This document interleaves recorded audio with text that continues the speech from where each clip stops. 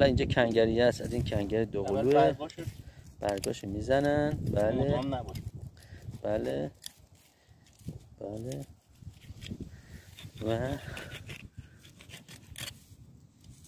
خود چاقواره تیز کرده. آره و حالا دور خاکش خالی میکنین. دو تا کنار هم دیگه هم هست.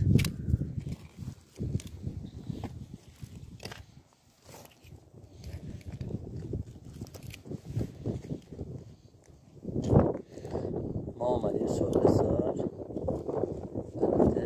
قسمت جنوبش و اینا هیچ اشکالی هم نداره اینا رو ما چیز کنیم در بیاریم، مثل غذا خوردنه، یا هم تو ماست میریزن این ریشه رو هم توی خورش. البته ولی یه مقدار باید آب پس بشه ظاهرا.